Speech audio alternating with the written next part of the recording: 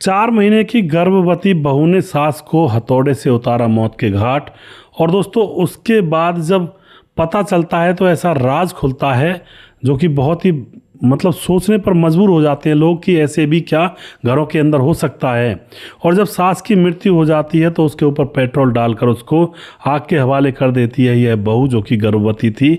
और फिर सबसे ज़्यादा रो रही थी, सबसे ज़्यादा रो रो करके दिखा रही थी लोगों को, कई बार बेहोश होए जा रही थी कि ये पता नहीं कितना प्यार करती है अपनी सास से। तो कहानी को पूरा जानेंगे कि ऐसी ऐसी बहुएं भी समाज और देश और दुनिया और घरों के अंदर देखने को मिल जाती हैं। थोड़ा सा सावधान जरूर रहें।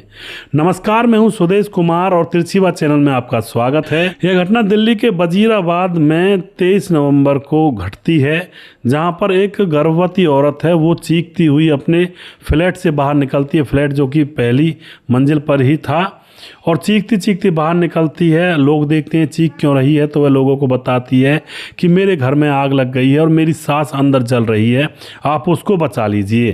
तो लोग इकट्ठा होते हैं, आग को जैसे तैसे बाल्टियों से पानी डाल करके बुझाया जाता है। और उसके बाद दोस्तों अंदर जाकर देखते हैं, पुलिस को भी फ़ोन कर दिया जाता है। पर यहाँ तो जब अंदर जाकर लोग देखते हैं यहाँ पर केरोसिन डाल करके आग लगाई गई थी, यानी कि अपने आप आग नहीं लगी थी। और दीवार पर खून भी लगा हुआ था। और बहू बाहर चीख चीख कर ये कह रही थी कि भाई आग लग गई मेरे घर में, तो जाकर बचा लो। लेकिन जब लोगों को मामला संदिग्ध लगता है, पुलिस को फ़ोन कर दिया जाता है। इधर बहू बेहोश हो जाती है और जो सास थी वह जल करके बिल्कुल कोयला बन चुकी थी। अब तो यहाँ पर क्या होता है, पुलिस जैसे आती है तो बहू को होश में लाती है। और जब वह होश में आती है तो उससे पूछताछ की जाती है। तो बहू बोलती है कि 4 लोग आए थे घर के अंदर और वह लूटपाट करते हैं। मैं गर्भवती थी तो मुझे साइड में बिठा देते हैं और मेरी सास जोर जोर से चिल्ला रही थी तो इसके ऊपर हथौड़े से वार कर देते हैं, इसकी हत्या कर देते हैं।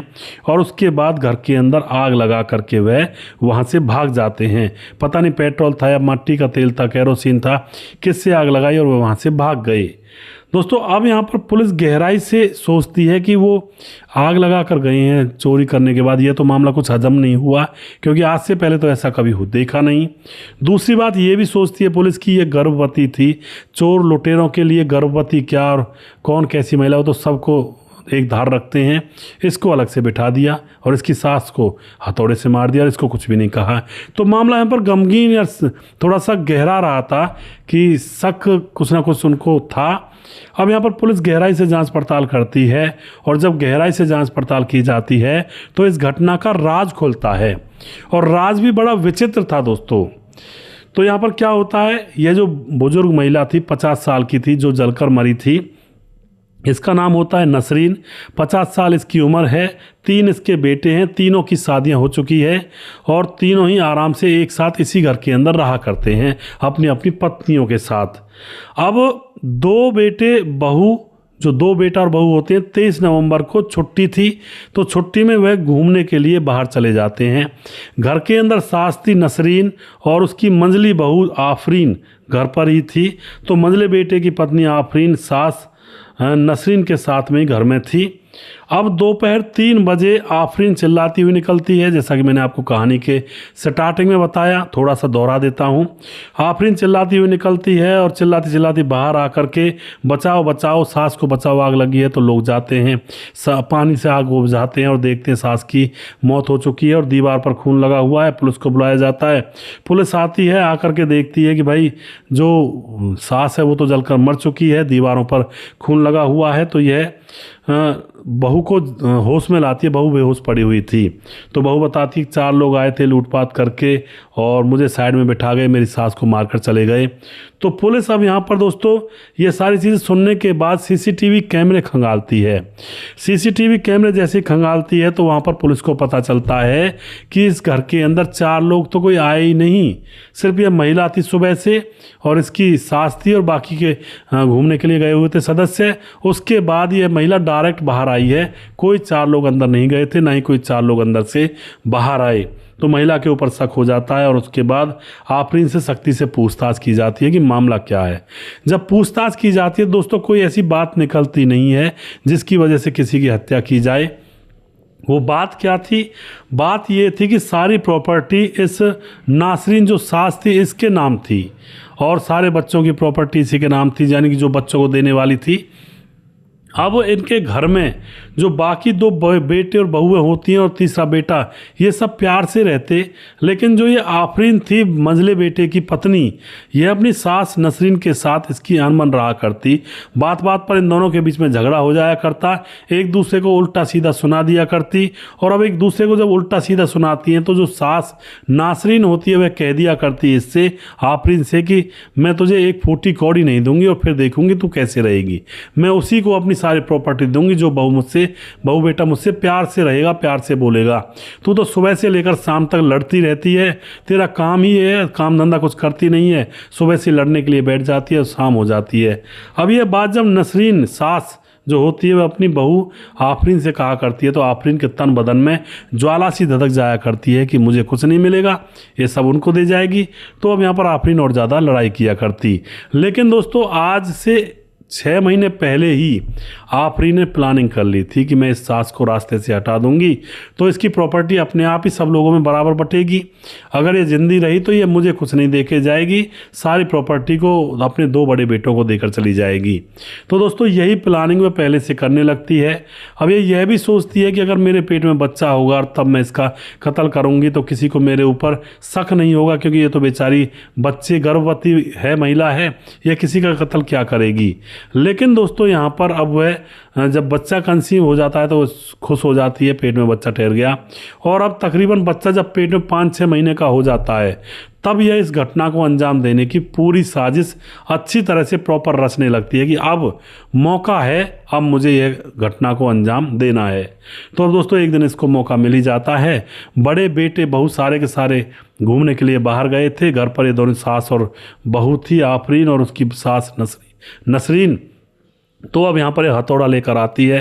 हथौड़ा लाने से पहले अपनी सास नसरीन को ये नींद की गोलियाँ दूध में मिलाकर पिला देती है, तो वह दिन में ही खर्राटे भरने लगती है। और उसके बाद आफरीन हथौड़ा लेकर आती है और पहले वो सास को मारती है, क्योंकि अगर आग पहले लगा दी तो सास भाग जाएगी बाहर। सास के सर में हथौड़ा मारकर हत्या कर देती है। कुछ खून के छींटे दीवारों पर भी लग गए थे। उसके बाद पेट्रोल केरोसिन जो भी होता है इसके पास मंगाया हुआ था, उसको डाल करके उस कमरे के अंदर आग लगा देती है और सोचती है कि सभी लोग समझेंगे जलकर मर गई और फिर मेरी प्रॉपर्टी मुझे मिल जाएगी मेरे हिस्से की। अब तो दोस्तों यहाँ पर जैसी आग लगाती है, बाहर आती है, लोग अंदर जाते हैं, आग बुझाते हैं, वह मृत पड़ी हुई मिलती है। पुलिस को बुलाया जाता है। पुलिस को शक इस बहू के ऊपर होता है, तो यहाँ पर पूरा राज सबके सामने खुलकर आता है। अब दोस्तों इस आफरीन को जेल में डाल दिया गया है और आफरीन अब जेल में ही अपनी प्रॉपर्टी का हिस्सा मांगेगी। और यहाँ पर दोस्तों ये 2 बेटे और 2 बहुएं आराम से रहेंगे इस प्रॉपर्टी के अंदर। और नासरीन सास जो कि कांटा था वह तो मर ही चुकी है। इस तरह की कई बार घटनाएं देखने को मिलती हैं दोस्तों। देश और दुनिया के अंदर लोग प्रॉपर्टी के चक्कर में इतने पागल हो जाते हैं कि अपनों को भी मारने से नहीं चूकते हैं। अपने उन लोगों को मार देते हैं कुछ लोग जिनकी बाहों में पल कर बड़े हुए हैं, माँ बाप तक को नहीं छोड़ते हैं प्रॉपर्टी के लिए। तो ये कलयुग का कलिकार है, घोर कलयुग चला हुआ है। थोड़ा सावधान रहें, माँ बाप से प्यार करें और उनकी आज्ञा का अनुवादन करें, पालन करें, जो भी वे करने के लिए बोलें उसको करें और उनका साथ दें, तो हमारा जीवन अच्छे से सुधर सकता है। लेकिन दोस्तों कुछ लोग तो बस अपने फ़ायदे के लिए माँ बाप की भी हत्या कर देते हैं। वो लोग कैसे लोग होंगे? वो वही लोग हैं जो मैं कहता हूँ कि भाई इंसान की खाल में भेड़िए छुप कर बैठे हुए हैं, बस मौका मिलने की देरी होती है और वो अपनी औकात दिखा बैठते हैं। तो ऐसा ही यहाँ पर इस घटना के अंदर हुआ है दोस्तों। अगर यह बहू पहले से लड़ाई झगड़ा ना करती अपनी सास से तो प्रॉपर्टी इसको भी मिलती, लेकिन लड़ाई झगड़ा भी करना है, प्रॉपर्टी भी लेनी है, दादागिरी चलानी है और उसी चक्कर में हत्या कर दी। अब जेल में दादागिरी चलाओ, जो भी कुछ करना है। वीडियो के लास्ट में कुछ भाइयों के नाम जरूर लेना चाहूँगा जो भाई हमारे वीडियोस को देखते हैं और हमें खूब सपोर्ट करते हैं। हमारे साथ राजकिशोर चौरसिया महाबलेश्वर महाराष्ट्र से हैं, राधेश्याम शर्मा सिरसी जयपुर राजस्थान से हैं, सुजीत कुमार हमारे भाई कमेंट करते हैं और उसके बाद सुशील चौधरी हमारे भाई लगातार कमेंट करते हैं, राम मोहम्मद यासीन लाहौर पाकिस्तान से लगातार कमेंट करते हैं, भाई का बहुत बहुत धन्यवाद करता हूँ। समाधान पाटिल हमारे भाई लगातार कमेंट करते हैं, भाई साहब तुम्हारी कहानी आदमी को बहुत कुछ सीखने को मिलता है। और सुजीत कुमार नमस्कार गुरु जी, राधे राधे जी। मुनमुन श्रीवास्तव जी हैं समाज में आजकल क्या हो रहा है, ये सोचने वाली बात है। लड़की जब घर में बताई तो घर वालों को दूसरे के बच्चे के साथ खिलवाड़ नहीं करना चाहिए था। जिला गोपालगंज, बिहार 28 से। जी बिल्कुल जी, बहुत अच्छी कहानी थी। राम राम जी, ये बोलते हैं रजत सैनी। आकाश पाल कमेंट करते हैं राम राम सर, राम राम जी। और मुकेश कुमार यूपी तरासी से हैं। देवेंद्र सेन बहुत दिनों में आए हैं, और देवेंद्र सेन जी आप लगातार आया करें आपसे। और उसके बाद राम गोसाई हमारे भाई, बहुत सुंदर स्टोरी भाई जी। राम गोसाई जी आपका बहुत बहुत धन्यवाद, बहुत सपोर्ट करते हैं राम गोसाई भाई। और अजय देवनाथ बहुत सपोर्ट करते हैं, राधे राधे जी। रामवीर गौतम कमेंट करते हैं काशीपुर उधम सिंह नगर उत्तराखंड से हैं रामवीर भाई। और अमित पटेल बिहार बेलवा मोतिहारी जिला से हैं। धीरज बनवाल 3 वीडियो में कमेंट नहीं कर पाया था, बीमार था भाई साहब, तो आप बीमारी का इलाज करवाइए धीरज भाई। कमेंट तो आप बाद में कर लीजिएगा, पहले शरीर स्वस्थ होना चाहिए, क्योंकि ठंडी का समय चला हुआ है। थोड़ा शरीर की तरफ ध्यान जरूर दें, और सभी दर्शकों से भी कहना चाहता हूं थोड़ा ध्यान शरीर की ओर जरूर दें।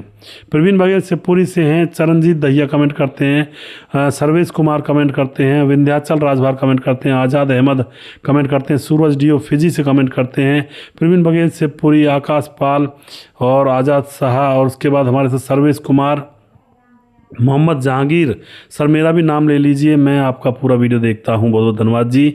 और KM सेठी कमेंट करते हैं। उसके बाद जमालुद्दीन गौड कमेंट करते हैं, गोली नहीं करने चाहिए, उसको पहले कह देना चाहिए, उसकी याद शादी मत करें। जी बिल्कुल जी। और जिस भाई का नाम रह गया उस भाई का नाम अगले वीडियो में ज़रूर लूँगा। अगला वीडियो बहुत जल्दी फिर से लेकर आऊँगा। तब तक आप खुश रहें, सावधान रहें। जय हिंद, जय भारत।